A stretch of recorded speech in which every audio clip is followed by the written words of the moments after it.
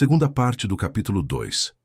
Antigamente achávamos que, se muita gente de uma família havia morrido de doença cardíaca, por exemplo, a chance de um indivíduo dessa família desenvolver doença cardíaca era muito alta. Mas, hoje sabemos, pela ciência da epigenética, que não é o gene que cria a doença, e sim o ambiente que programa nossos genes para criar a doença. Tanto o ambiente externo, por exemplo, fumar, quanto o ambiente interno, que são nossas emoções.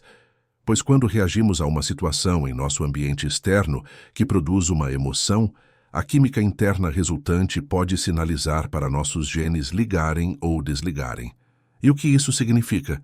Que o gene não muda. Embora alguém possa ter predisposição genética para uma determinada doença, se seus genes continuarem expressando saúde, em vez de expressar a doença, a pessoa não desenvolverá a condição e permanecerá saudável.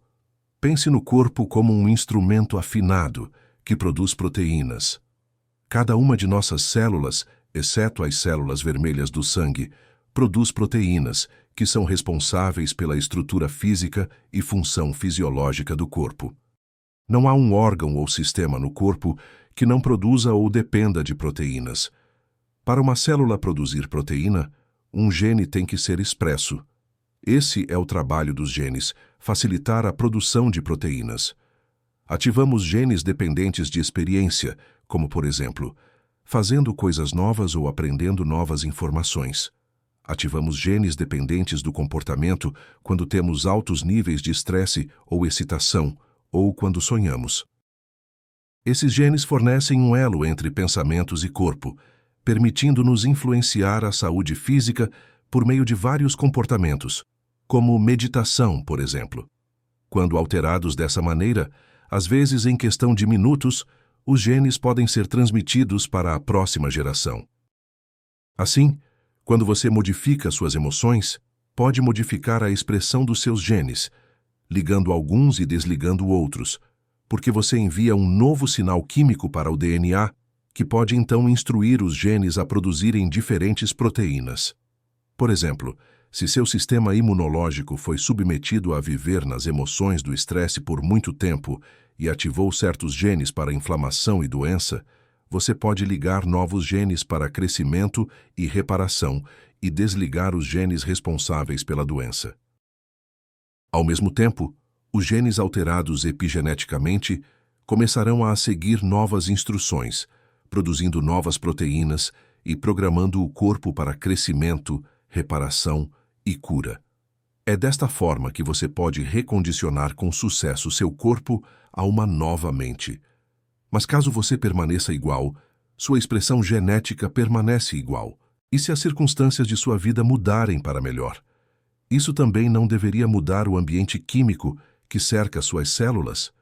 E o que é ambiente químico? É o ambiente externo, e também o ambiente fora das células, mas dentro do seu corpo.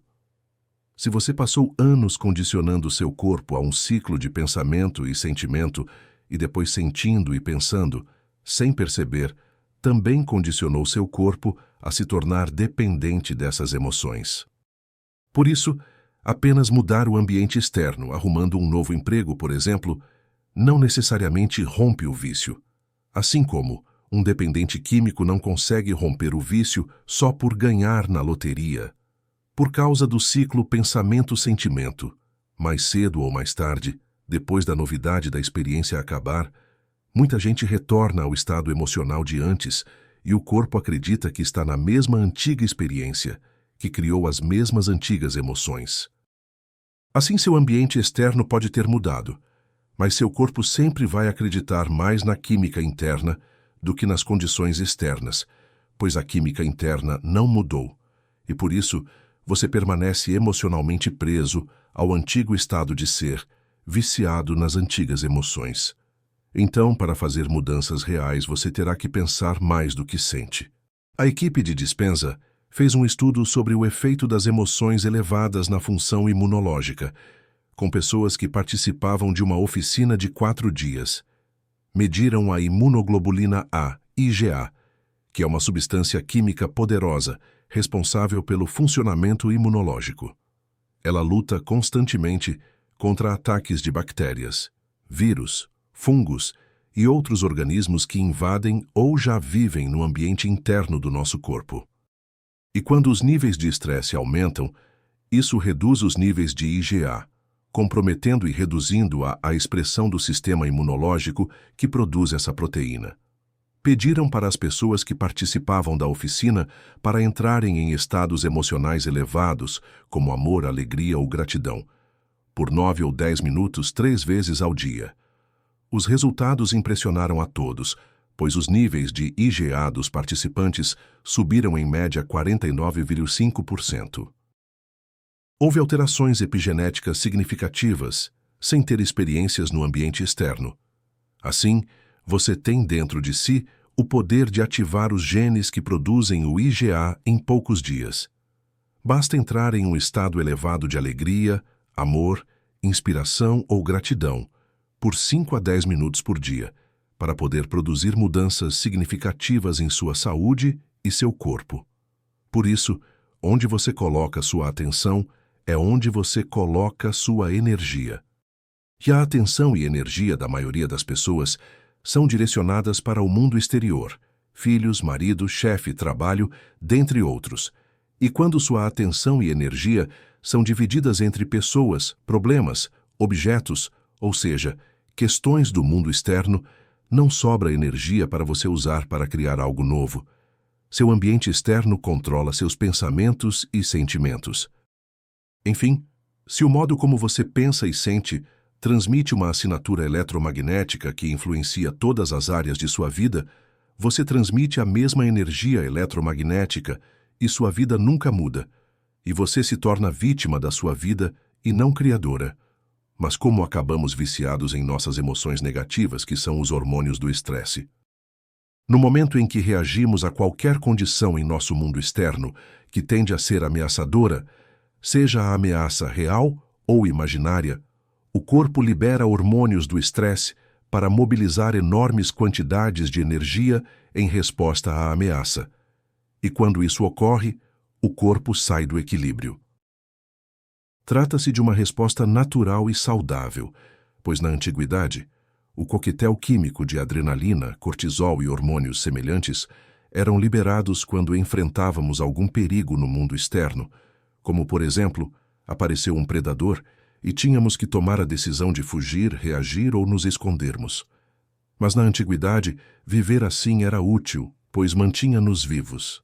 Hoje em dia, podemos nos sentir assim após um telefonema ou e-mail do chefe ou de um membro da família, que pode provocar uma forte reação emocional de raiva, medo, vergonha ou tristeza, o que nos faz reagir como se fôssemos perseguidos por um predador.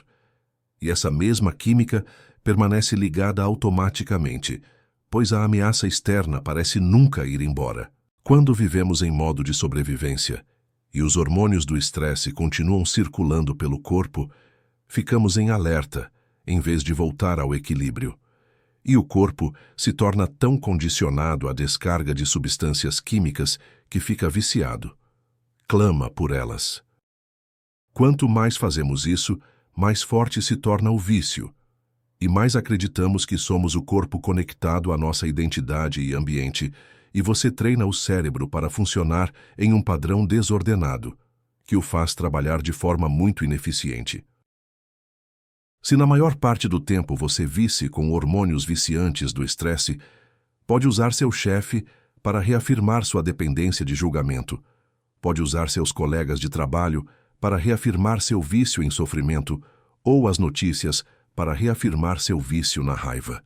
Ou seja, suas emoções estão misturadas a cada pessoa, lugar ou coisa que você experimenta em sua realidade familiar. E aí, não sobra energia para você criar um novo emprego, novo relacionamento ou uma nova vida.